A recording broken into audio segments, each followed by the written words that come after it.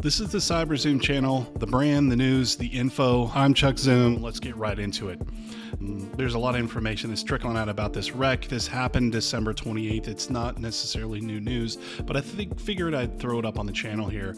The California Highway Patrol reported this incident back then. I believe it was around 2 o'clock on State Route 35, Skyline Boulevard over in California outside San Jose. It's funny they make them in Texas, and here we go. It's happened in California, but anyways, it looks like the Toyota Corolla struck the side of the Cybertruck here.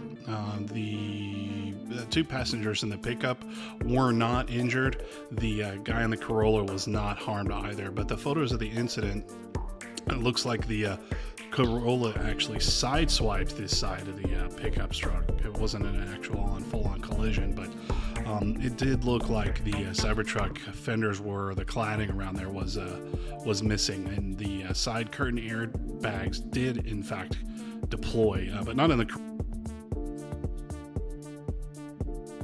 Corolla. It's unclear how much of the actual damage to the truck came from the collision or when it was just kind of skirting off to the side of the road, right? The Corolla definitely got the short end of the stick here. You can see by this photo, definitely got put in its place. But from the crash scene, it looks like the Corolla ended up with the nose pointing towards the road, and the Cybertruck was blocking a traffic lane. So with its nose off to the shoulder, there's really not a good enough look to see if the pickup is repairable. But here's something. Let's look at the parts catalog. The front fender is $550, and the front fascia and the powered front are like $2,840. So kind of interesting to see how much that would actually cost, plus the installation, right, to see if it is repairable. But other trucks in the class, the way that they kind of slide over right here, you can kind of see that it doesn't really roll over, and didn't roll over right here. Now, there has not been any independent testing from the National Highway Association, or they also have insurance independent testing that can be completed, and hadn't been done yet, but I'm sure it will be done soon enough. But let's get into it. Here's some uninterrupted cam footage of someone driving by the crash site in the California road where the crash had happened.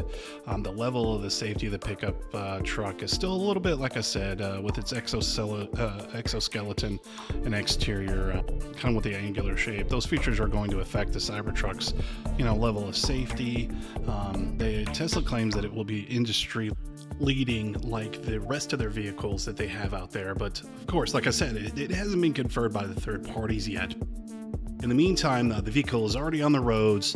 It already just had its first crash, so the accident happened, and involved that Toyota Corolla, the brand new Cybertruck. You never know what's going to happen. You can kind of see a little bit more off to the road there. Slowed it down a little bit for you guys as to what it looked like, but the preliminary crash again over there on State Road 35 south of Page Road is where it was. Maybe you could go by there and find you a piece of the Cybertruck that could be off in the bushes. You never know if you know exactly where that is. There's your 35 mile per hour turn signal sign that the Corolla did not seem to follow. They both fared very well on this collision overall, so that's very, very good. It could have been a lot worse, so it does stink that we see one of these Cybertrucks already hurt. Some good news here I'm going to mention here at the end of the video in just 1 second. The Tesla haters out there are probably going to say, hey, it already got in a wreck, and the Tesla pros are going to be like, hey, nobody got hurt. But the one thing we can all agree on is that it was not a Foundation Series truck. So that is good news. It does not look at anywhere on the actual Cybertruck badging on the actual truck. So it looks like it was actually some Tesla employees, or the odds are that that's what happened. But hey, we're going to wrap it up on that. This is Chuck Zoom, CybrZoom, the brand, the news, the info. That's all we do here. See you next time.